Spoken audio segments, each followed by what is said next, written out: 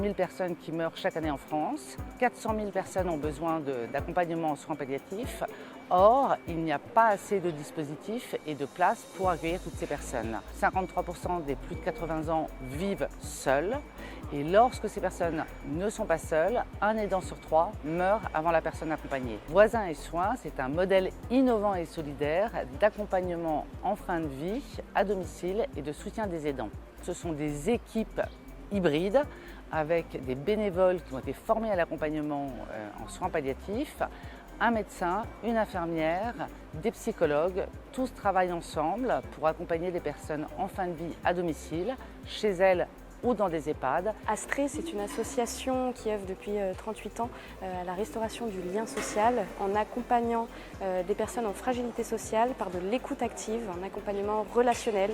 Et on a également l'action Attentif aux autres qui vise à sensibiliser à l'écoute active dès le plus jeune âge en milieu scolaire et à former des élèves bienveilleurs pour être à l'écoute de leur père. Là, on fait des sensibilisations de 2 heures en 4e à l'écoute active, aux attitudes d'aide et relationnelles à adopter et à comment repérer des signaux de souffrance.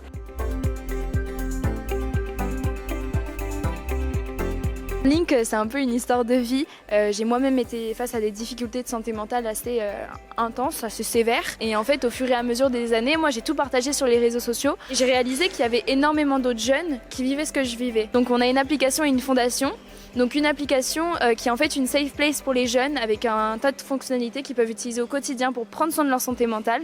Ils ont un calendrier bien-être, un compteur de sobriété pour les addictions, un journal intime, un kit de secours. Il y a aussi un endroit pour se recréer du lien avec son adulte de confiance. Donc ils peuvent se connecter avec un parent, un oncle, une tante. Et la fondation, donc beaucoup de sensibilisation, crée énormément de contenu.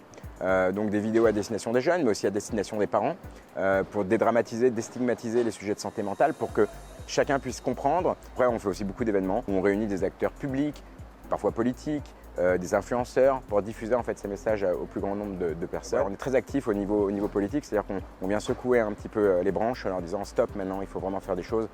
On n'est même plus dans un enjeu de santé publique, on est dans un enjeu de société.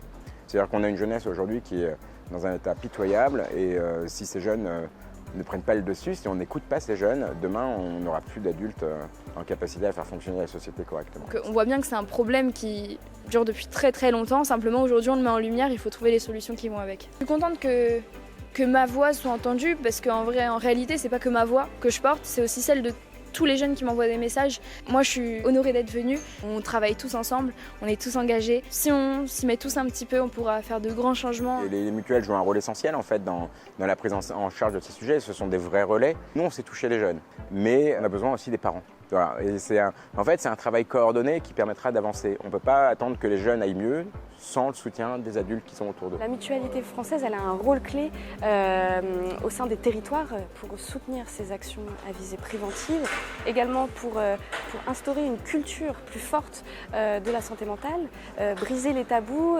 Je remercie vraiment la mutualité française parce que je pense qu'on partage des valeurs communes de solidarité, d'attachement et d'attention aux plus vulnérables et puis de réflexion en termes d'innovation pour apporter une santé et la rendre accessible au plus grand nombre.